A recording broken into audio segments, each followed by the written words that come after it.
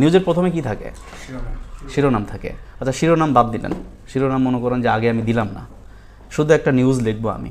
এই নিউজের মধ্যে কি কি জিনিস থাকতে পারে আমরা একটু আগে আলোচনা করছি কিন্তু। এক্স্যাক্টলি 5W1H থাকতে হবে। প্রথমে আমাকে এই 5-6টা প্রশ্নের উত্তর থাকতেই হবে। সো প্রথমে ইন্ট্রো যাবে, আপনি তিনটা পার্টে ভাগ করতে হবে অ্যাকচুয়ালি। প্রথমত ইন্ট্রো, দ্বিতীয় হচ্ছে বডি, অর্থাৎ ভিতরে কি কি আরও বিস্তারিত আছে সেটা আমাকে বলতে হবে। তৃতীয় হচ্ছে কনক্লুশন, শেষে আমাকে কিছু কিছু ইনফরমেশন দিতে হবে যেটা লেস ইম্পর্টেন্ট, খুব বেশি গুরুত্বপূর্ণ, তারপর দিতে হবে, কারণ নিউজটা আমাকে শেষ করতে হবে। আপনি শুধু ইন্ট্রো দিয়ে নিউজ শেষ করতে পারবেন না, স্ট্রাকচারের মধ্যে পড়লো না। তাহলে আপনি নিউজ যত ছোটোই হোক না কেন, খবরটা যত ছোটোই হোক না কেন, আপনাকে এই স্ট্রাকচার ফলো করে নিউজটা করতে হবে। তাহলে প্রথম পার্টটা কী হবে? ইন্ট্রো। ইন্ট্রোতে কী থাকতে হবে? এই 6টা প্রশ্নের উত্তর আমাকে ইন্ট্রোতে লিখতে হবে।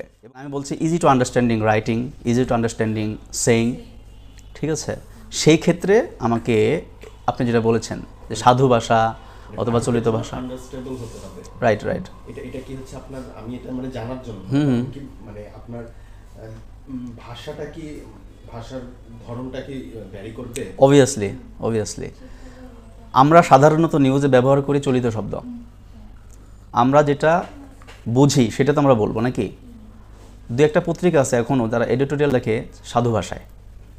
তো সাধু ভাষায় আমরা বুঝি না তা না, বাট অনেক কিছু আবার আমাদের বুঝতে অসুবিধা হয়, সেজন্য আমরা নিউজে কখনো সাধু ভাষা কি ব্যবহার করি না।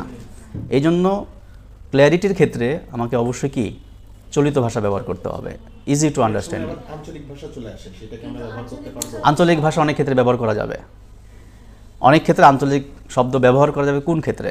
ধরুন এটা অনেক ক্ষেত্রে আঞ্চলিকই ব্যবহার করা উচিত, অনেক ক্ষেত্রে যদি আপনি কোনো রিক্সাওয়ালা কোনো বয়ান দেয়, যদি কোনো কম শিক্ষিত কোনো মানুষ যারা সাধু বা চলিত ভাষায় কথা বলতে পারেন না, শুদ্ধ ভাষায় কথা বলতে পারেন না, এক্স্যাক্টলি, যদি কোনো রিক্সাওয়ালা কথা বলে তখন সে নোয়াখালী ভাষায় কথা বলবে, অথবা পাবনার ভাষায়, চাটমোহরের ভাষায়, অথবা নাটোরের ভাষায় কথা বলবে। এখন এই জিনিসটা আমি চাইলে আমি নিজের ভাষায় বলে দিতে পারি, এটা কোনো অপরাধ হবে না। তবে আপনি কোড আনকোড বলতে পারেন, ওইখানে গেছিলাম মুইরা দেখছিলাম, ঠিক আছে, মানে জাস্ট ফর এক্সাম্পল, ওইটা আপনি কোড আনকোড দিতে পারেন। হ্যাঁ,